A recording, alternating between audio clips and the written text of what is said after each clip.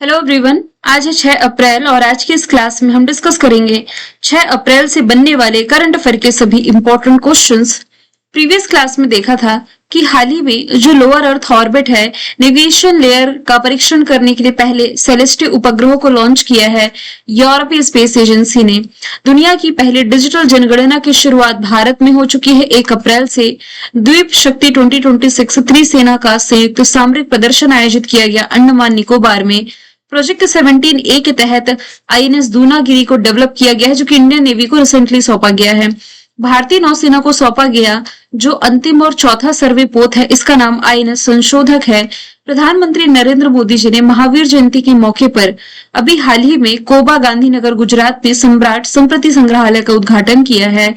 Energy statistics India के अनुसार renewable energy में यदि ओवरऑल देखा जाए तो राजस्थान टॉप पर है।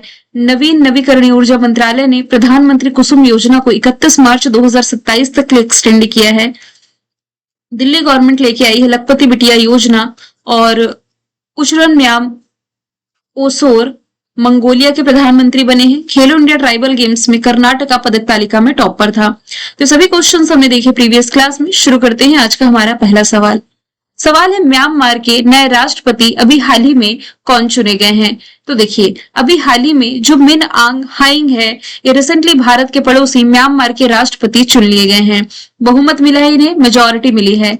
69 वर्षीय जनरल ने, यानी कि जो जनरल है, इन्हें नोबल पीस प्राइज विजेता जो रही हैं आंग सांग सूकी, इन्हीं के प्रशासन के खिलाफ वर्ष 2021 में, यानी कि अब से 5 साल पहले तख्ता पलटकर इन्हें गिरफ्तार कराने में इन्होंने अहम भूमिका निभाई थी। तो ये जो हाइंग है, ये union solidarity and development party से चुनाव लड़े थे और 2011 से सशस्त्र सेना के कमांडर इन चीफ के रूप में भी काम किया और 2021 से देश के वास्तविक शासक हैं। आप लोगों को याद होगा, यदि आप बीते कुछ समय से करंट अफेयर पढ़ रहे हैं, तो आंग सांग सूकी जब राष्ट्रपति फिर से बनी थी म्यांमार को सबसे पहले आप मैप के थ्रू देख लीजिए। 4 भारतीय राज्यों से ये बॉर्डर शेयर करता है। यदि आप देखें तो अरुणाचल प्रदेश, नागालैंड, मणिपुर, मिजोरम।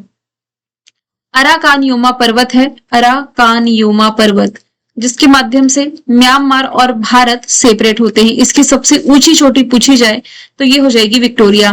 तो यहां पर मैं डिस्कशन कर रही हूँ आंग सांग सूकी का, जो म्यांमार की जब राष्ट्रपति बनाई गई थी तो उन पर यह आरोप लगाया गया था कि ये चुनावों में धांधली करके राष्ट्रपति बनी है, तो इन्हें पद से बर्खास्त किया गया। और यहाँ के संविधान में ही लिखा हुआ है कि यदि सेना को कभी लगता है कि ये चुनाव जो है ये सही तरीके से नहीं हुआ है और इसमें किसी तरीके से धांधली की गई है, तो जो वास्तविक सत्ता है ये सेना के हाथ में आ जाती है। सेम 2021 में देखने को मिला, लॉकडाउन के टाइम में यहाँ की जो नेता थी आंग सांग सूकी, इन्हें गिरफ्तार किया गया और जो वास्तविक सत्ता है देश की ये सेना के पास आ गई। तो सेना प्रमुख ये देश चला रहे थे।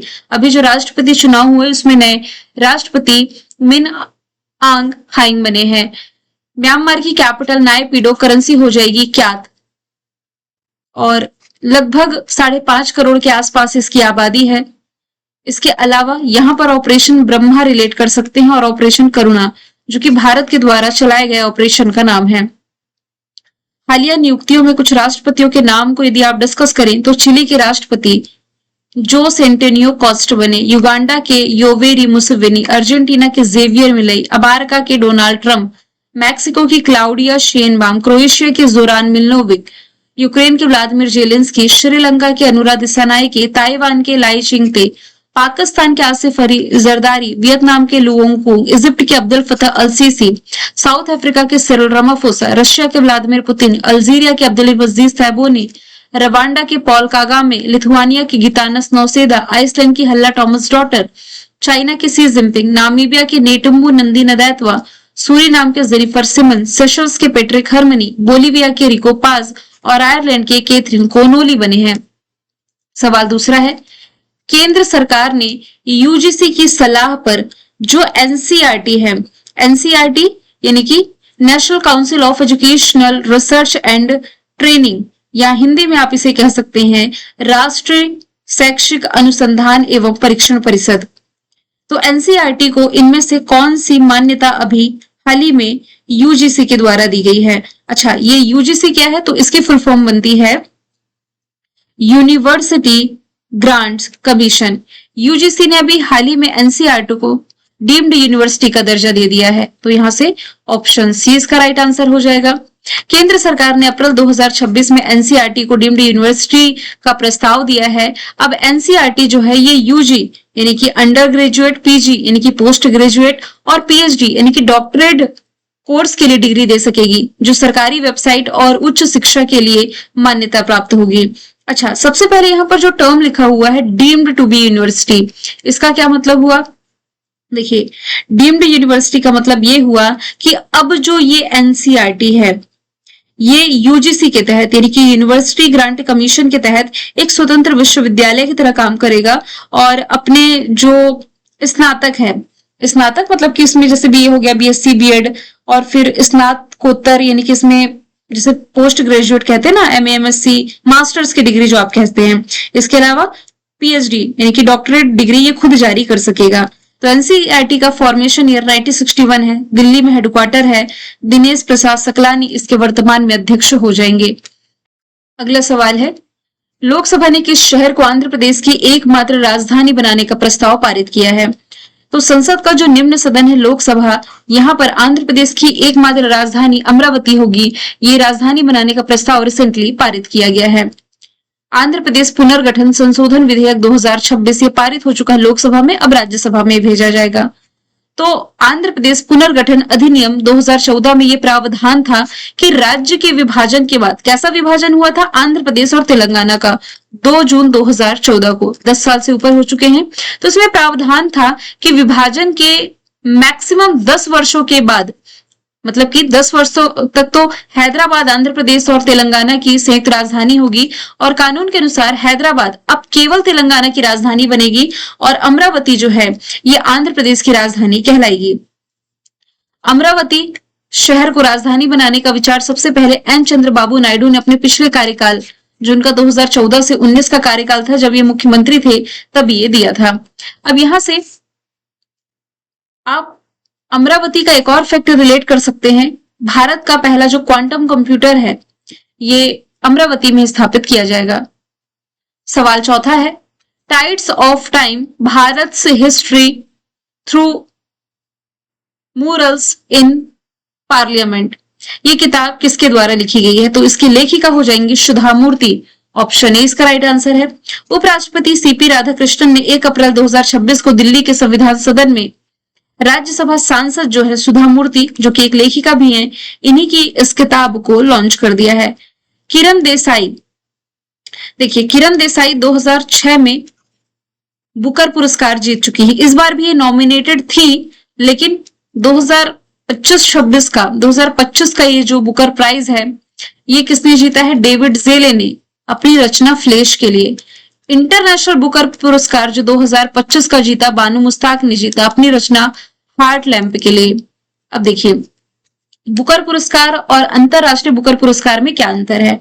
बुकर पुरस्कार केवल अंग्रेजी में लिखी रचनाओं के लिए मिलता है। इंटरनेशनल बुकर पुरस्कार जो है किसी भी भाषा में लिखी गई हो, बस ट्रांसलेशन इसका इंग्लिश में होना चाहिए। अरुंधति रॉय की यदि बात की जाए तो हाल ही में अरुंधति राय को एनबीसीसी अवार्ड से सम्मानित किया गया है। एनबीसीसी यानी कि national book critics circle award से इनकी किताब Mother Mary Comes to Me के लिए। कुछ किताबों का यदि हम डिस्कशन करें तो एक किताब है my idea of nations first, Uday Mahurkar की है। आई एम जॉर्जिया, ये किताब है इटली के प्रधानमंत्री जॉर्जिया मेलोनी की। Different but no less, Anupam Kher की। Mother Mary Comes to Me अभी हमने देखा। टॉम्ब ऑफ सैंड के लिए गीतांजलि श्री ने 2022 का इंटरनेशनल बुकर पुरस्कार जीता। 2023 का जीता जॉर्जिया कोस्पदेनोव ने टाइम शेल्टर के लिए। 2024 का जीता जेनी एरपनबेक ने कैरोस के लिए। 2025 का जीता बानू मुस्ताक ने हार्टलैम्प के लिए। सीक्वेंस मैंने मेंशन किए हैं। इंटरनेशनल बुकर पुरस्कार जीतने वाली पहली भारतीय महिला गीतांजलि श्री थी 2022 में। इन प्रेज ऑफ कॉलिंस किताब है मनोज के झा की। एम एस स्वामीनाथन प्रियंवदा जयकुमार की। वुमन लाइफ फ्रीडम है मरजानी सत्रापे की। अ डिफरेंट काइंड ऑफ पार है जेसिका अर्डन की। The diary of a cricketer wife है पूजा पुजारा की। द विनर माइंडसेट है शेन वॉटसन की। वाई भारत मैटर किताब है जयशंकर की। वाई द कॉन्स्टिट्यूशन मैटर है धनंजय यशवंत चंद्रचूड़ की। लियो है पीएस रमन की। 12th फेल है अनुराग पाठक की। और नाइफ किताब हो जाएगी सलमान रशिदी की। अगला सवाल है, निम्नलिखित में से किस शहर में उत्तर भारत का पहला ग्लास ब्रिज बनाया जाएगा? आंसर इसका हो जाएगा चित्रकूट। कहां पर है ये? उत्तर प्रदेश में। तो चित्रकूट में अभी हाल ही में चित्रकूट जिले के सबरी जलप्रपात यानी कि तुलसी जलप्रपात पर राज्य का पहला या आप कह सकते हैं उत्तर भारत का पहला ग्लास स्काई वॉक ब्रिज बन करके तैयार हो चुका है। तो लोकेशन है उत्तर प्रदेश, तुलसी जलप्रपात चित्रकूट जिले पे ये भगवान राम के धनुष जैसे आकृति का ये बनाया गया है इको टूरिज्म को बढ़ावा देने के लिए। और ये पुल गाजीपुर की पवन सूत कंस्ट्रक्शन कंपनी द्वारा बनाया गया है। यहाँ से कुछ मिलता जुलता ऑप्शन आप रिलेट कर सकते हैं। ऋषिकेश कहाँ पर है? ये उत्तराखंड में है। तो यहाँ पर गंगा नदी पर बना बजरंग सेतु जो कि भारत का पहला केबल सस्पेंशन ग्लास ब्रिज है, 132 मीटर ये लंबा है। और लक्ष्मण झूला को इसने रिप्लेस कर दिया है जो कि 100 साल से अधिक पुराना था। ये एग्जाम में पूछा गया क्वेश्चन है। नोएडा में यदि रिलेट करेंगे ना तो देश का पहला टेम्पर्ड ग्लास प्लांट है जो ये नोएडा यूपी में। वाराणसी से यदि रिलेट करेंगे तो देश की पहली हाइड्रोजन वाटर टैक्सी जो है प्रधानमंत्री नरेंद्र मोदी जी के निर्वाचन क्षेत्र वाराणसी से ही चलाई गई है। सवाल नंबर 6वां है। चलिए शहरों के एक्स्ट्रा फैक्ट देखते हैं। भारत का पहला क्वांटम कंप्यूटर अमरावती में स्थापित होगा। पहली एलपीजी एटीएम गुरुग्राम हरियाणा में। पहला म्यूजिकल रोड मुंबई में। 24 आवर नल से पीने योग्य पानी प्रोवाइड कराने वाला शहर पुरी है ओडिशा का। पहली हाइड्रोजन वाटर टैक्सी वाराणसी में। पहला महिला आधारित फूड हब मुंबई में। सोलर एनर्जी से चलने वाली पहली विधानसभा दिल्ली की। दुनिया का सबसे बड़ा मेडिटेशन सेंटर वाराणसी का। सबसे बड़ी ऑफिस बिल्डिंग सूरत में। पहली trans media entertainment city Amaravati में। यूनेस्को सिटी ऑफ गैस्ट्रोनॉमी में शामिल है लखनऊ। भारत की पहली नाइट सफारी भी लखनऊ में। इसके अलावा भारत का पहला ई विस्टिको पार्क दिल्ली में। भारत की पहली सोलर सिटी सांची में। देश की पहली traffic light free city Kota में। देश का पहला बैगर फ्री सिटी इंदौर है। देश की पहली वेटलैंड सिटी इंदौर उदयपुर है। देश का पहला डायबिटीज बायो बैंक चेन्नई में। भारत की पहली हाइड्रोजन चालित कोच चेन्नई में। भारत का पहला अंडर वाटर मेट्रो कोलकाता में। और भारत का पहला सेमीकंडक्टर नवाचार संग्रहालय आपको हैदराबाद में रिलेट करना है। अगला सवाल है।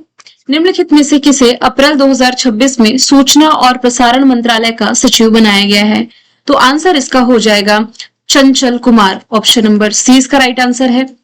अभी हाल ही में अप्रैल 2026 में बिहार कैडर के जो 1992 बैच के आईएएस ऑफिसर हैं चंचल कुमार, इन्हें सूचना प्रसारण मंत्रालय ने नए सचिव के रूप में कार्यभार दे दिया है और इन्होंने संजय जाजू का स्थान लिया है। तो जो सचिव हैं ये चंचल कुमार है। किस कैडर के ऑफिसर है मैंने मेंशन किया है। 1 अप्रैल 2026 से पदभार संभाल चुके हैं। किससे? तो संजय जाजू से। यहाँ पर अपॉइंटमेंट वाली स्लाइड हम नहीं देखेंगे। हम यहाँ पर हालिया नियुक्तियों में जो सेक्रेटरी की नियुक्ति की गई है सचिवों की, उन पर नजर डालते हैं। सुरक्षा सचिव ये नवंबर के महीने में पराग जैन बने थे, रॉ के जो प्रमुख थे रिसर्च एंड एनालिसिस विंग के। सीपी राधाकृष्णन के सचिव अमित खरे बने। खान सचिव पीयूष गोयल। प्रत्यय अमृत बिहार के मुख्य सचिव बने। उत्तर प्रदेश के मुख्य सचिव शशि प्रकाश गोयल बने।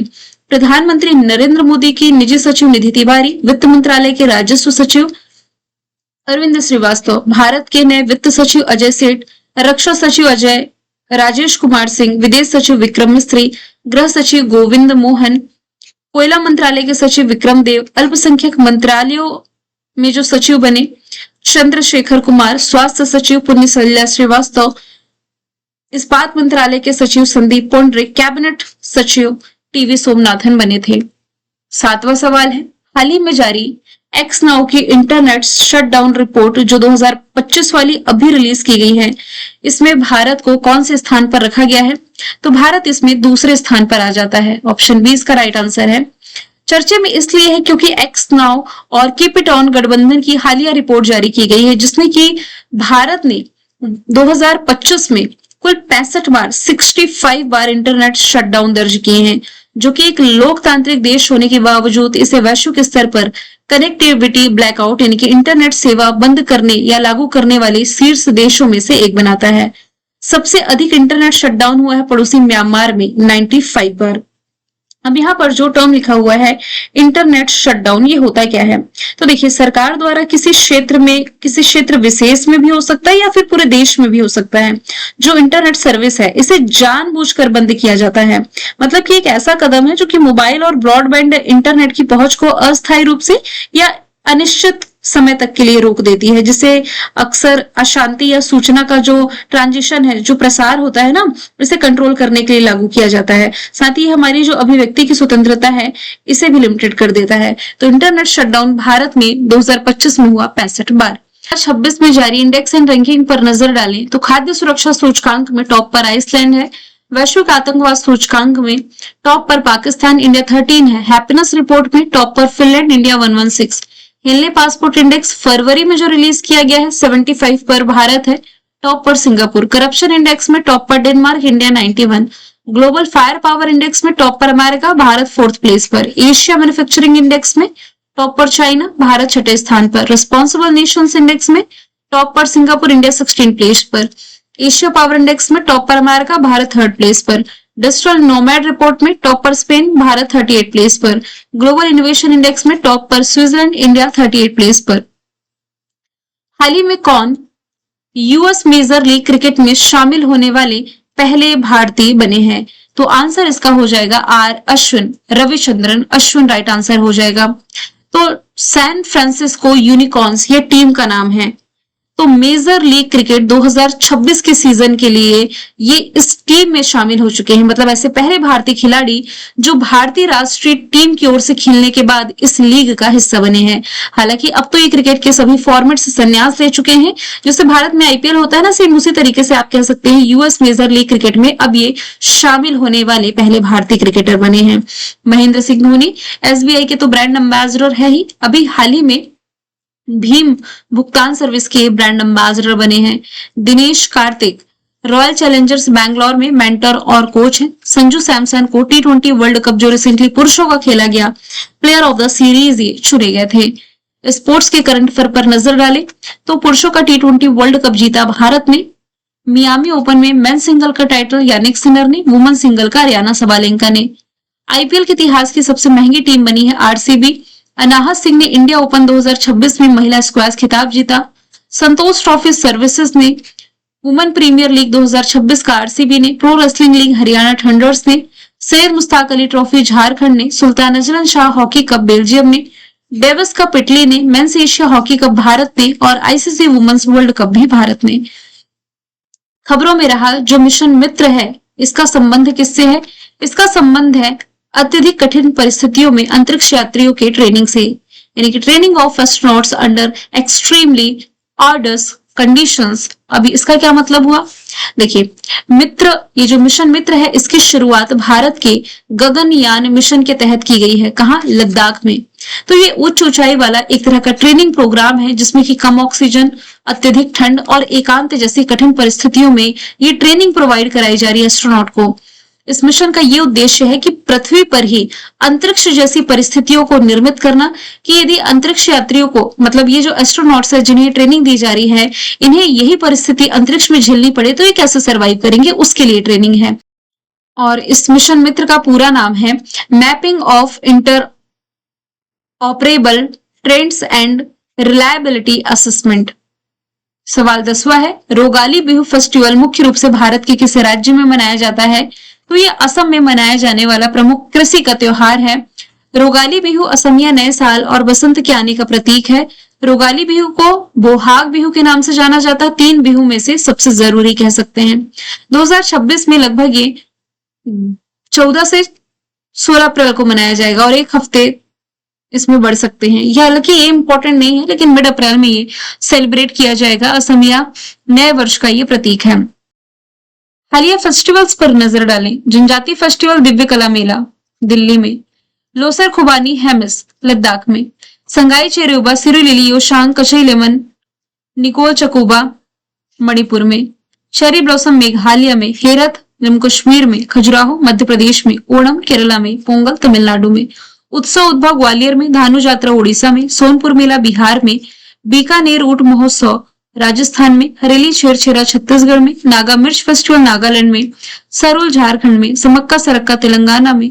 बतकुम्मा तेलंगाना में, बोनालू तेलंगाना में, गीता महोत्सव हरियाणा में, मुंडेरा डांस फेस्टिवल गुजरात में, पुष्कर मेला जैसलमेर डेजर्ट फेस्टिवल राजस्थान में, परशुराम कुंड मेला अरुणाचल प्रदेश में। सवाल 11वां है, नासा का आर्टेमिस 2 मिशन, इसका लक्ष्य क्या है? बीते समय से लगभग 2 से 3 क्वेश्चन आर्टेमिस 2 मिशन के हम देख चुके हैं, ये भी देख चुके हैं नासा का है। इसका लक्ष्य क्या है? तो चंद्रमा की परिक्रमा करने वाला ये मानव मिशन है, manned mission to orbit the moon. ये इसका मुख्य लक्ष्य है, जो कि 1 अप्रैल 2026 को लॉन्च किया गया है कैनेडी स्पेस सेंटर से। किस व्हीकल के माध्यम से? तो ये नासा के स्पेस लॉन्च सिस्टम रॉकेट द्वारा लॉन्च किया गया, जो कि दुनिया का सबसे शक्तिशाली रॉकेट है। किस एयर स्पेसक्राफ्ट के माध्यम से? तो इस मिशन में ओरियन कैप्सूल का इस्तेमाल किया गया है। और लास्ट का क्वेश्चन है कि संयुक्त राष्ट्र द्वारा जारी मार्च 2026 में घोषित 20 सिटीज टूवर्ड्स जीरो वेस्ट सूची में शामिल एकमात्र जो भारतीय शहर बना है, ये वर्कला बना है। वर्कला है कहां पर? तो ये केरला में है।